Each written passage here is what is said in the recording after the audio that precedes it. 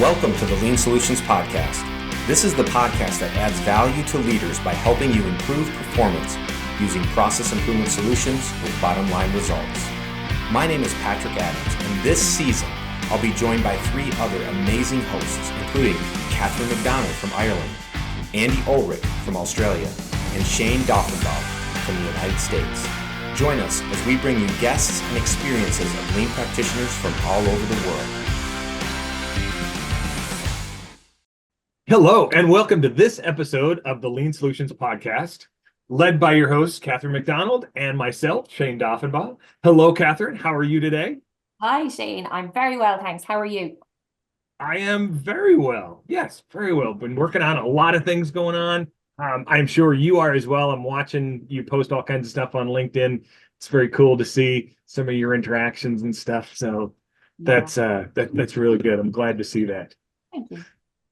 One of the things that is kind of top of mind for me, and I want to use this opportunity just to, again, remind our listeners of the Lean Solutions Summit. I'm looking at my calendar right now, coming up in September 24 through 26. Had to make sure I had those dates right. In the beautiful lakes or the beautiful shore of Lake Michigan. The thing that I'm really excited about that I want to talk about here just really briefly is a lean boot camp that we're doing. Basically, a yellow belt certificate that is something, an addition you can add on to your ticket. And here's why I love this, because my wife and I went to the summit last year, and one of the feedback that my wife gave, some of the feedback my wife gave was, this was great material, but there's an assumption that everyone knows at least some kind of basic information about lean. So what about the people that are interested but haven't really begun or maybe just started their journey with lean? And so this year, in the spirit of continuous improvement, we are presenting a yellow belt certificate that people can get. It is limited seating, so we ask that if you're interested in this and you're thinking about going, it will be part of the registration, so please jump on board with this because it's going to be a great thing. Okay, all right. Enough of the commercial. I have a very serious question for you, Catherine. Here it is, and I want only serious answers. Oh, okay, go ahead. Question for you is, what's on your refrigerator? What's on my refrigerator? Right. At the moment, what I have is one piece of paper, and it is the cleaning schedule for my two boys. It is what they have to do every day. Just There used to one. be multiple pieces of paper and schedules and rosters and all sorts because, kids and sports and activities. But no, it's all taken Right. down. There's one very important piece of paper, what you have to do every day. So this is a Awesome. new thing I'm trying with them. So I have to make it very, very clear. So it's there most days unless they take it off and I put it back. But that's Okay, excellent.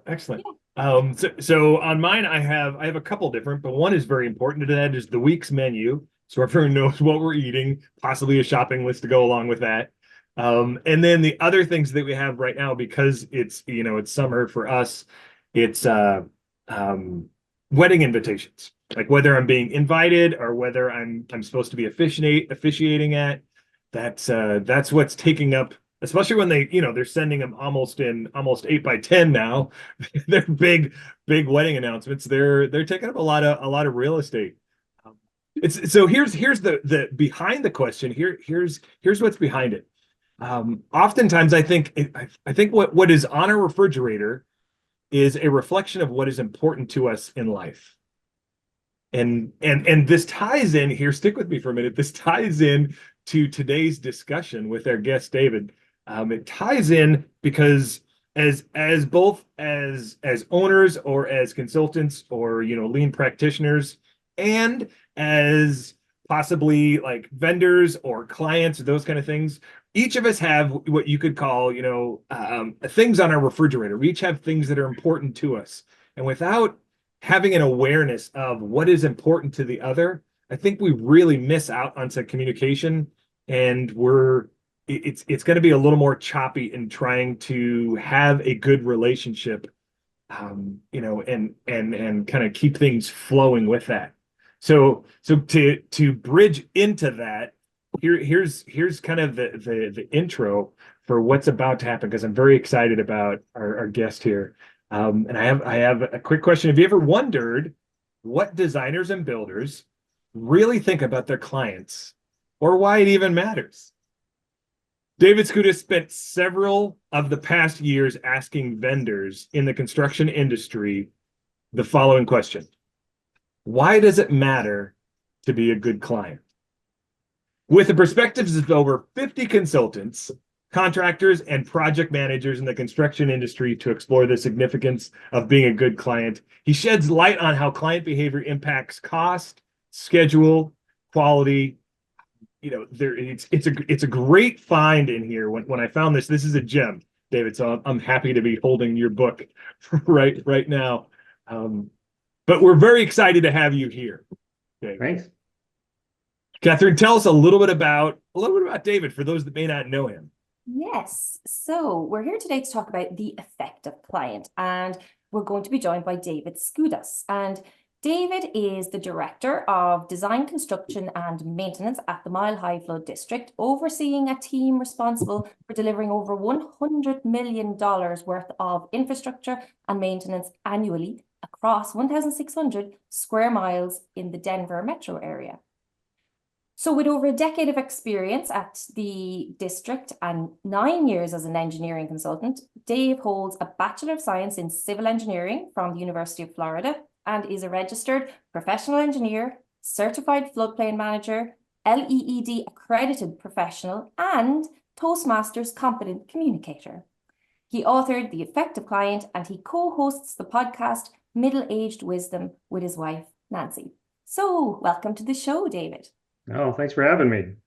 Yes, it's great to have you here. It's great to I did. I'm sorry. Go ahead, Catherine. Oh, I was just going to say, how are you? That's all. Oh, great. Sorry to make you read all those acronyms and accolades and all that amazingness. I mean, how do you even... Wow. Where do I start now? I'm going to start at the bottom. I didn't even know that you were a Toastmaster Competent Communicator. That might have been my proudest one. Yeah. That's impressive. Excellent. So David, the today's question also stands for you. Is open for you to answer. What's on your fridge? What came to mind when we asked that question?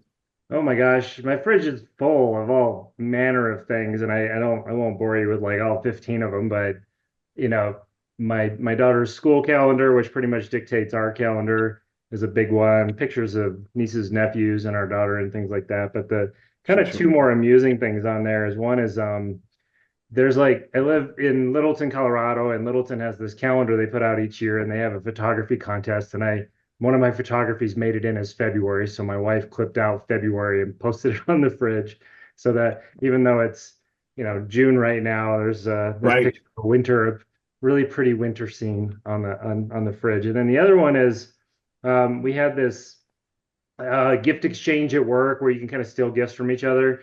And the one I ended up with was a sticker collection of Golden Girls stickers. Yes. I have like Blanche and Sophia and Dorothy and Rose like stickers on the fridge, and I'm pretty fond of them. Excellent. So you didn't put that in your bio. Yeah. We're gonna talk about his Golden Girl sticker collection. Yeah, I want to dazzle people with that. I just keep it in my back pocket and boom, Now we know a lot more about you just based on what's in the fridge, not what's in your bio. Yeah, that's right. We know what's on his fridge. Big fan of Golden Girls. Yeah. Excellent. Well, David, let's get into the thick of this here. So the effective client, it was an easy read. It was an interesting read. There's a ton of stories and applications. Can you just share with our listening audience, hey, what are some of the main themes of the book? What motivated you to write it in the first place? Yeah, well, I mean, this was really my attempt to take this whole old school idea of customer service and the customer's always right and sort of flip it on its head and think about, what makes somebody a desirable customer. And the three most basic themes I was able to find through all those conversations you mentioned that I had, really this stemmed from just really a curiosity around that basic question of why does it matter to be a good client? And just through talking to people, once you really got the conversation going, people shared with me really freely, and I just heard some really great stories But I found over time that they boiled down to three kind of basic themes of building professional trust, paying fairly and punctually, and then managing risk equitably. So if you want to be a good customer in the AEC industry, you have to have all three of those. You can't really be missing any one of them.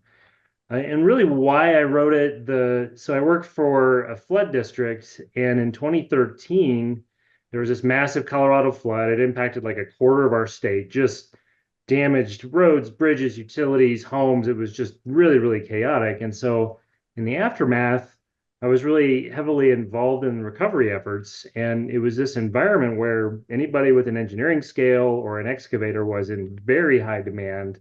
If there was any semblance of the recession, it was gone officially at that point.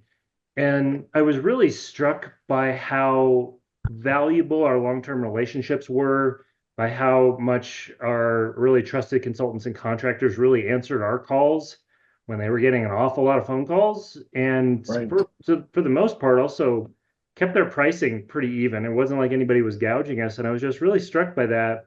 And it kind of led me on this sort of curiosity kick of why does this matter, and in which ways does it matter, and how should that inform how we do business and try to get, I don't know, better pricing, better work, have more fun doing it too. I mean, all those things.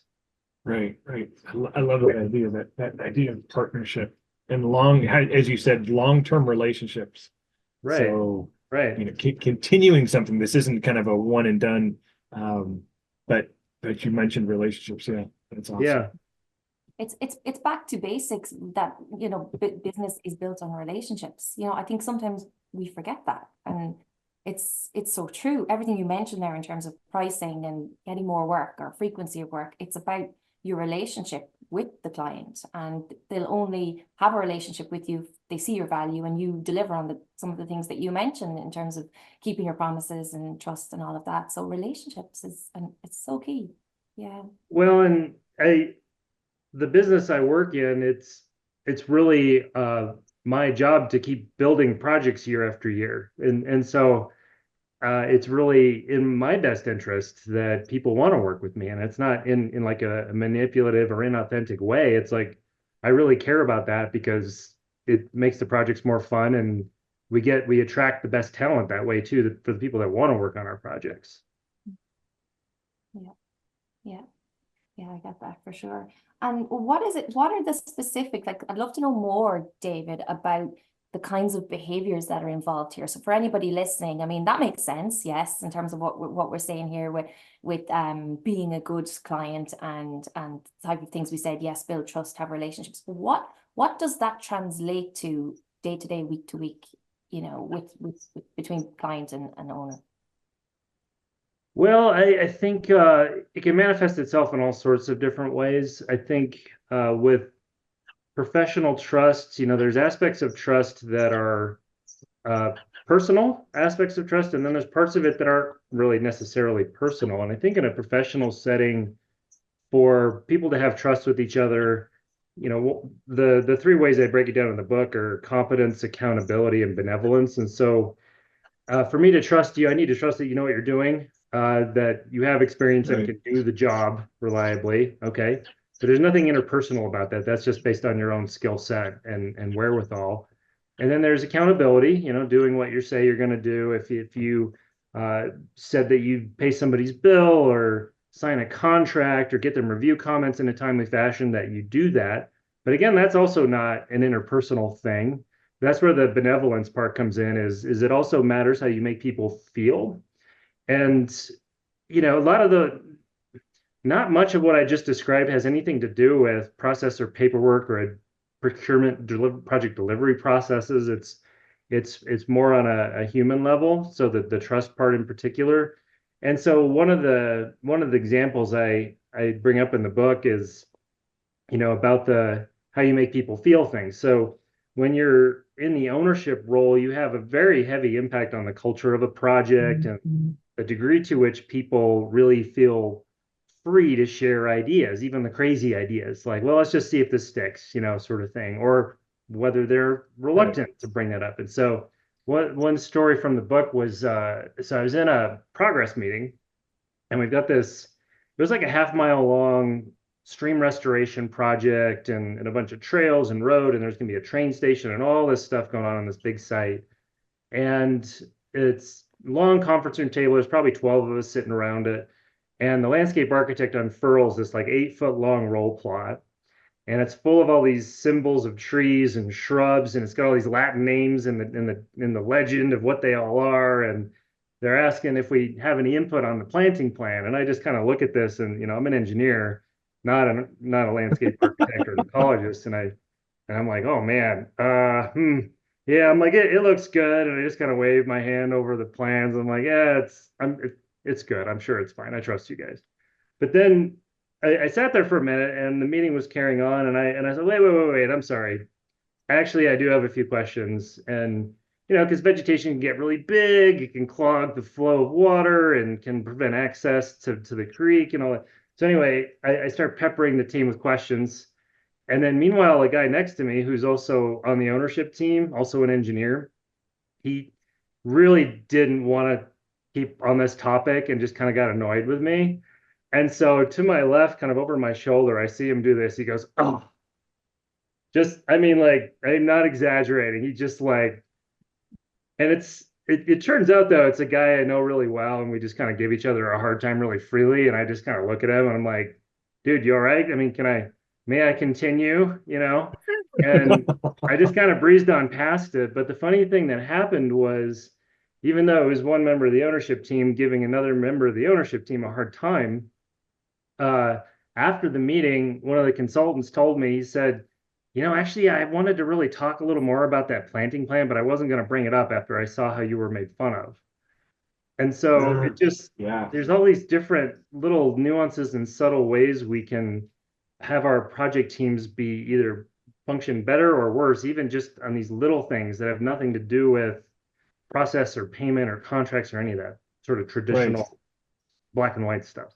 Yeah. Right. And I think sometimes it's so easy when, as you're saying, you're in the middle of the board meeting or in the middle of the meeting to be thinking these kind of concepts. In the lean environment, lean industry, we call that respect for people. And we emphasize having that respect for people, which you were sharing with them. So I know you didn't say this, but in my head, this is what I was thinking. You were giving those horticulture, those landscape artists or architectures, you were giving them respect by not just dismissing all the work that they've done. You have 8 feet of plan, down to this little scale, and for you to just kind of wave your hand over it might seem a little bit dismissive. Yeah. So it's super interesting that you stopped and said, no, hold on. Let's engage with what the work that you have done, because I trust that you've done, you're competent in this. Yeah. Well, I think, I framed it around, I'm an engineer. I'm just not sure I'm going to have comments on it. Sort of like knowing my place a little bit, but my fellow engineer just wasn't interested, and that's fine. And, the funny thing though is later on, he mentioned that on the way to the meeting, he was listening to some news story, and it was maybe about a shooting at a school or something, and it just kind of, impacted his kind of mood and attitude as he walked into that meeting, and it kind of came out as he was sort of scoffing at my question asking. But anyway, so it was kind of a nice lesson learned for both of us, and we laugh about it now, but it was pretty memorable experience of just kind of the impact that owners can have in particular. Yeah. So going off of that, my question for you off of that is, how do you believe building this professional trust really can contribute to creating more respectful collaborative work? I mean, that seems, in my head, that seems obvious, but can you flesh that out in your experience just a little bit? Yeah, I mean, I think that story paints a really great picture of it, but I think regardless of any contract we sign, people have so much discretion. A contract can't describe every single thing that could come up on a project. So there's always going to be a whole lot of discretion that organizations still have and individuals still have over how they're going to handle gray areas that might come up, or, how trusting of the environment is and how freely they're going to share ideas, like I said. But when it comes to contracts, it's something that can be used against each other, and we can get into this sort of sick, twisted game of using the contract against each other if we're in this really untrusting environment. That can happen pretty easily. But I think as the owner, like I said, you really set the tone for how that team's going to behave. Just you have an outsized influence over it. And so I think people need to see and not just be told about how you want, because culture isn't what you put up on a piece of paper. It's how people see you behave and act and treat each other and all that sort of stuff. So I think, so much of it stems from the owner and what they demonstrate. Yeah. It sounds like, David, just something to consider is the initial, I guess, expectations. You mentioned the contract a lot, but just in my mind, that is really about the agreement you make with people in the beginning, before you start working with them. So each being clear on each other's expectations, I guess. And I feel that doesn't always happen as it should. I feel that stage is sometimes lacking, that sometimes, owners will take on people and they won't look deep enough into that, or they won't have a deep enough conversation about that. And I think that can get businesses into trouble and clients into trouble. So I don't know if that's your experience, but that's my experience, that initial kind of agreement doesn't happen and doesn't happen effectively. Are you talking about sort of the unspoken agreement of how we're going to behave? Yeah, like there's a contract and it's legal and it has all these terms, but who reads that, in depth? I mean, an actual meaningful conversation about expectations and behaviors and what I expect from you, when you expect from me, and to actually talk it out, Yeah. Well, I mean, it's interesting you bring that up, because I have found it interesting how valuable it can be to vocalize some of these sort of rules of engagement, if you will, and here's how we want to operate, and actually calling attention to it can be really valuable. And it's interesting how much people will then honor that, at least in that particular meeting where you brought it up. It doesn't really pay forward to the next meeting, so you might have to bring it up again, depending. But and then the other interesting thing I find that happens is not taking that project culture for granted, in that there's going to be different faces that pop in and out. And projects for me these days tend to take about 5 years from inception, initial funding, and hiring a designer to we've actually built the thing. It's typically around 5 years. So you're basically almost forming like a temporary organization to build this project, and you're going to spend a lot of time together. But then, once you get through design, now you get to construction and a whole bunch of new faces show up, and they did not get the memo about this sort of kumbaya we've all been trying to experience for the past 4 years or whatever it is. And so there definitely has to be intention around, this is how we want to work together. This is the environment we're trying to cultivate, and we want to carry that through into construction. And that's what we expect of people. And it really takes just one person on the team. I mean, everybody's experienced this, especially if you play sports, but you can have a team of 10 or 12 people, and if one of them's, it only takes one to take things sideways and make it unpleasant for everybody. So. Hello everyone, I am sorry to interrupt this episode of the Lean Solutions podcast, but I wanted to take a moment to invite you to pick up a copy of my Shingo award-winning book, Avoiding the Continuous Appearance Trap. In the book, I contrast the cultures of 2 companies I worked for, and though each started with similar lean models, one was mechanistic and only gave the appearance of lean, while the other developed a true culture of continuous improvement. The contrast provides a vivid example of the difference between fake lean and true lean. You can find the book on Amazon. Simply search my name or the title of the book. You aren't a reader? No worries. The audiobook is also available on Audible. Now, back to the show. There's a lot of things rolling around in my head. I can see them, Shayne. I can see them rolling. they are, but I can't seem to get them to come out. So the next question I have, so we've been talking about trust, but you said that there's 3 themes to your book. So, how might some of these other themes apply to areas? I mean, it makes sense for, prompt payment. It makes sense for trust. All those things that you mentioned make sense in the AEC community, architecture, engineering, and construction, in case you didn't understand that one. But how might it apply? How have you seen this apply in other ways, or share some more stories about how that applied, and maybe Catherine and I can say, oh yeah, I've seen this or that. Yeah. Well, I think these themes can apply just for anybody that needs goods and services on a continual basis, regardless of industry. And particularly if you're in an environment where you're going to be doing these, needing to rely on these others on a continual basis. You don't have endless choices about who you're going to get to provide whatever this is. And it could even be in your own organization. It could be another department where you frequently are needing things from. For me, a couple of easy examples might be finance or admin. I mean, probably 90 to 99% of our interactions are me needing something from them or them needing them to do something for me. And payment and risk may not come into play quite so much, but certainly professional trust, because they have all sorts of discretion about how promptly they're going to respond to things I want or need. But an interesting other example I'll share. So my wife's a dentist, and so she has a dental office, and the dental field, she has all sorts of external people. She has her own business, but she relies on a lot of external people for all sorts of different things. She's got a website person. She's got labs that make crowns and dentures. She's got a guy who comes in and fixes her equipment because there's just a crazy amount of equipment and infrastructure in a dental office. She's got an IT guy comes in, and all that technology has to talk to each other. And so I just kind of was laughing one day. She had this dental maintenance guy come in that's coming to fix something, right? And she's worked with this guy for probably 15 years. They have a great relationship. She's really made him feel very valued and appreciated, paid fairly, all those sorts of things. She's made him feel valued for what he does because he's great.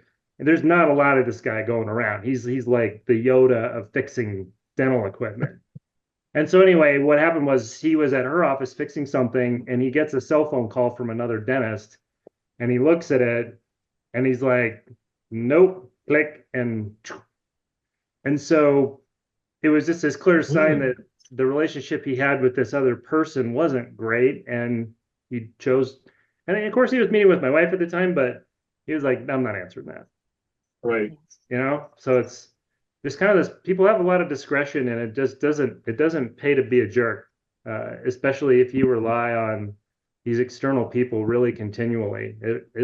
It's a big deal. Another way it comes up in her industry is, so she's a general dentist. She refers patients to specialists at times. It could be an endodontist for root canals. It could be an orthodontist for braces, whatever it might be. And she's had occasion where one of them might say something to a patient that makes it sound like they disagree with what my wife, the advice my wife gave the patient, and it just like totally undermines her in some way. And that just like that sort of behavior just makes her, well, now I'm not going to refer my patients to you because you're just not watching out for me, right? These principles kind of apply all over the place when you start looking for them, which of course I do because it's just kind of wired into my brain now. Yeah. I don't know if you know Toyota's story, but I don't know the ins and the outs, or people can probably correct me on this, but I know that was what Toyota did back in the days. So they obviously manufacturing, they had huge issues with their suppliers. Now they were working internally on their own processes and they were getting things sorted, but then they got to the stage where our problems are not just internal, they're also with our suppliers. So they used to be conflict, and they used to be obviously like looking for new suppliers when things didn't work. What they actually did was they reached out to their suppliers, and they changed from this kind of conflict approach to this collaborative approach. And they actually worked with their suppliers on their processes to help kind of understand what processes would fit everybody, even as simple as what time do we drop the deliveries and where do we drop the deliveries to make it easier for us, to make it easier for you. So they started working on all of this, and I still see that in manufacturing today. I still see that that's an issue with conflict, particularly because there's so many in big manufacturing firms, so many different suppliers. And really, I love this idea of collaborating, reaching out, working in partnership with these people to understand what can we do that would benefit you and benefit us. And I just think that has to happen. And your story reminds me so much of that. And it's still so important, I think, really, really is, because we're so dependent on them. Yeah, I mean, and Toyota could have been like, well, we'll find another supplier, but I can't imagine there's endless people that can supply the sorts of things that Toyota might need, want or need, and you know, Yeah. it's in your best interest long term. Yeah. Yeah. Right. All right. So let's talk about that, Catherine and David. Equitable relationships. So we've talked about trust a little bit, um, eh, but in your book, you have a whole section on kind of risk equitability. Sharing the risk, but also sharing the benefits. All of that. Can you talk a little bit about that in your professional setting, David? What that looks like to share risks, to have just kind of equitable relationships that we're in this together, like you mentioned, Catherine, that collaboration. Yeah.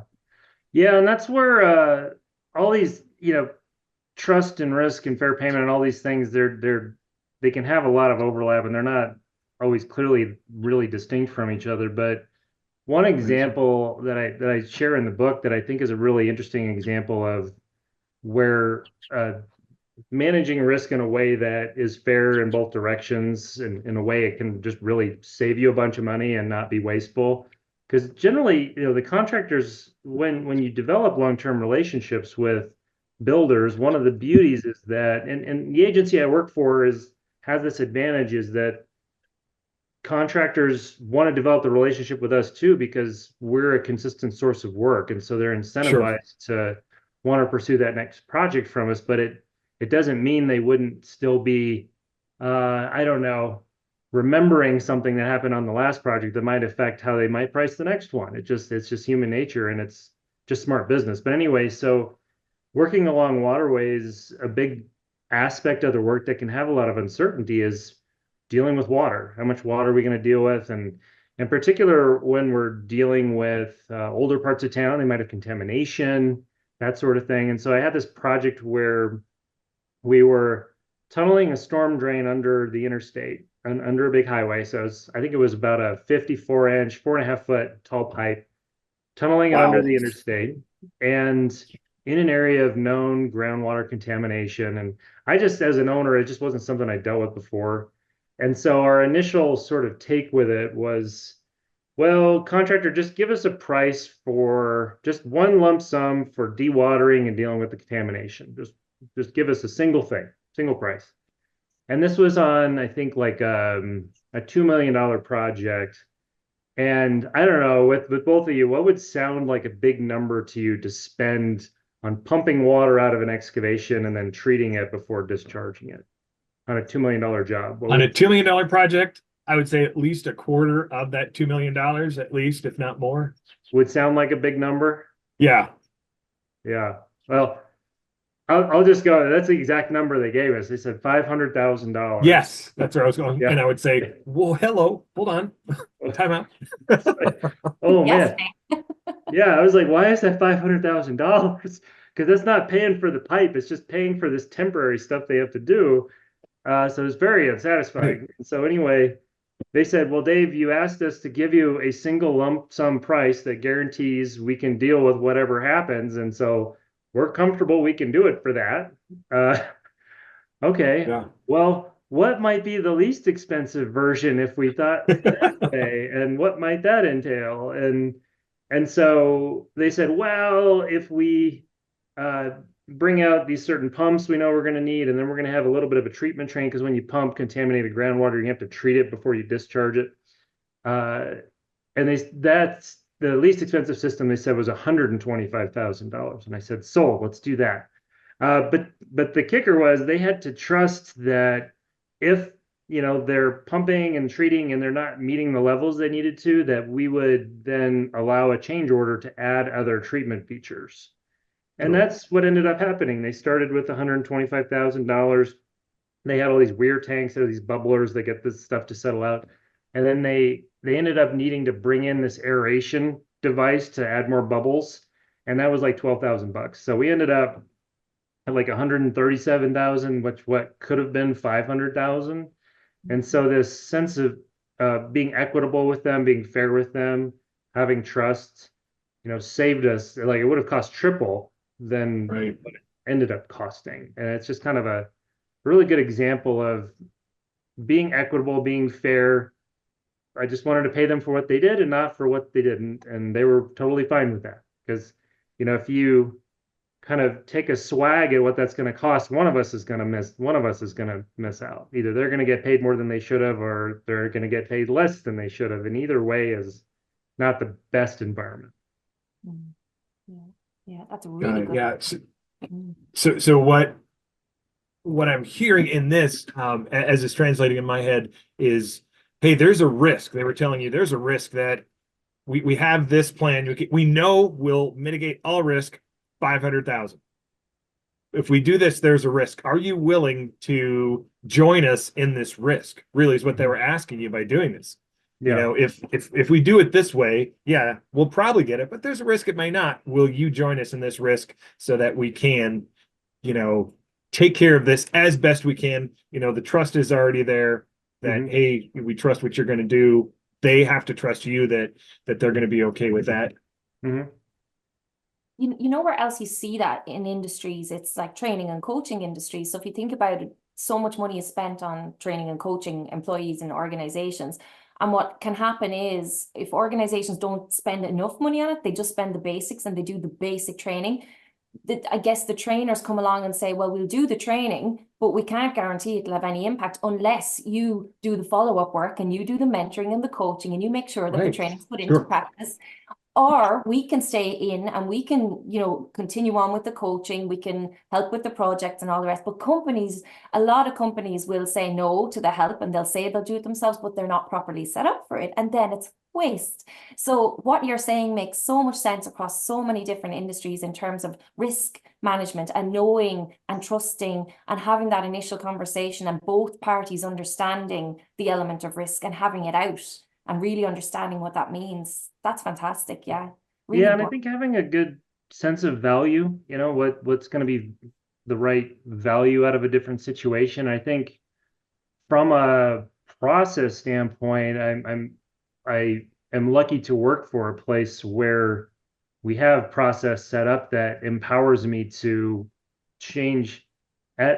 amend a contract easily. So I don't have to, when we started at that $125,000, I have a lot of empowerment to add that $12,000 to the contract without having to go to like a city council or a town board and do this big rigmarole just over this fairly simple thing. I'm empowered to use professional judgment, which is a really big sort of cultural and process thing that really facilitates this kind of environment to get the most for our money. Yeah. Excellent. So here's a question, Shayne. Am I jumping in here? You can get the next Go. one. Take it, Catherine. Go. What would your advice be to, let's say, subcontractors or people who are, I suppose, trying to get work, trying to get more work, trying to, I guess, develop what you were talking about in terms of those relationships? What would be the top 3 pointers, I guess, to help these people understand how to get work, but more so hold on to work, hold on to clients? I know we've already talked about, I guess, all the basics, but what would you say that just top 3 pieces of advice would be? Well, I think I guess there's kind of 2 ways that jump out of my mind. Is one is there's this duality. One is process, and one is I'll put it this way. It's kind of the distinction between partnerships and partnering, because partnerships are like a contract we sign, but then partnering, that's kind of the verb. Like, okay, then what sort of actions do we take as partners? And so that part tends to be more interpersonal and cultural. And so I think both things tend to matter. And this is more from the client's perspective, I guess, but for other sort of owners out there, is developing processes that allow really great environments for collaboration to happen. And just as an easy example, low bid construction contracting does not facilitate an environment for people to get along. It really just kind of creates a little bit of a game from the outset of really being cheap, saying the only way we're going to value which contractor we pick is on which is the cheapest. So that's an example of a process that doesn't cultivate a great environment. But then the partnering aspect of it is every bit as important. And that kind of gets back into the professional trust and the equity and the human side of things. And how are we cultivating psychological safety and all those sorts of things. And it matters for everybody from the owner to the project manager to the inspector and anybody who touches a project, because everybody can impact everybody else's sense of psychological safety on a project team and their sense of risk and all those sorts of things.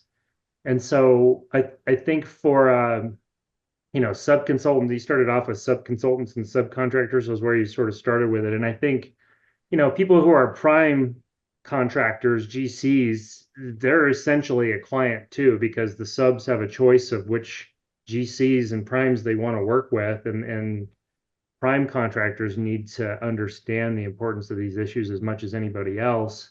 And I think for subconsultants and subcontractors, they're going to find who they like working with pretty quickly. And it's going to come down to a lot of these issues I've been describing. Because it even relates to, with workforce, that was definitely a common thing I heard when I was writing the book. And I've heard it even lately from contractors is if they put their people in a situation with a client or inspector or whichever, where they feel like they're in an abusive environment, they lose people because people that work for them feel like they got to stay on this project till it's done and they'd rather just quit. And so they'll actually lose people. So it's in your interests to keep your workforce to stay really fully staffed, is to make sure your people are being put in good environments with who you're asking them to work with. 100%. Yeah. So I want to wrap this up here because we have been going. It's been great. I got one more question for you, and it is about workforce. So it's interesting. There's a seeming, I don't know if it's a trend. I'm really not smart enough to be able to pick up on this, but there's definitely needs out there. In the AEC industry, there's the skill and the workforce seems to be changing, and even the demographics. We're shifting from people who have done this all their lives for long periods of time, huge amounts of knowledge, industry knowledge, and all of that. They're transitioning out. We have new people that are transitioning in. Can you give, for the last question here, can you give kind of the importance and specifics of this idea of being a good owner that you talk about, how the importance of that, how that changes even with this demographic change that we're seeing, this shift? Yeah, I mean, it's everything I've seen is talking about demographic changes long term, generally being that populations are going to be going down in general in many places around the world, and just based on birth rates, right? And so if you're going to get a contraction in the workforce from that, I'd couple it also with, I had a contractor tell me recently, he's got all these superintendents, or these grizzled veterans superintendents, been around for decades.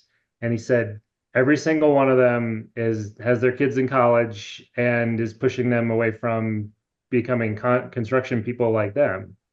And so you get this sort of interesting shift to where, just getting back to the idea of scarcity, like really the best designers and builders are going to become more and more of a hot commodity over time. And so these issues, whether we care about these issues as owners, they care about us. They really do. And owners, we're in competition with each other for attracting the best and brightest to want to work on our projects, every bit as much as employers are competing for the same talent pool for employees. It's every bit the same. And so many agencies I've talked to, we ask them, have you bid something and gotten zero bids? Pretty much everybody says, yeah. And that's a very real thing. I mean, 15 years ago, we would get, when I used to do things as open bids, we would get 8-10 bids pretty consistently. And that's just not the world we live in now. And I don't have anything telling me that that's going to get any better. So if it's in your business model to design and build things, then it's important to start caring about this stuff. Right. I can really appreciate that. I'll give just one quick example. Like I had a contractor tell me if I was looking at project opportunities with two adjacent communities and one had easier paperwork, I'm going to go with the one with easier paperwork. It can be just as simple as that. Like, Yep. Yeah. That's what's on their refrigerator. easier paperwork. That's what's important to me. That's what I'm looking for. Right. I mean, they don't want to have on their refrigerator like this whole Rolodex of stuff they got to do, just to do really basic things that another owner doesn't require of them. So it's kind of soul crushing type of stuff. Nobody wants to do that. Yeah, but again, that's where the check-in matters. It's a case of asking, what do you like? How do you like to work? And sometimes we don't ask, we don't know, and we don't get feedback then to improve our own processes. So it is important to reach out and have those conversations. And I think what you said, just in terms of, it's just so important to make people feel valued. That's the whole part of it. And people will stay and will continue to work with you if you feel that way. So yeah, I mean, empathy is pretty much never the wrong answer in any situation of life I've ever encountered, but I think it it's gotten short shrift in construction ownership circles. So yeah. Well, it's always a balance, isn't it? Balance empathy with assertiveness and the direct piece and the expectations. It is a balance, but empathy has to come in there. If you don't, we're lost. We have no relationships.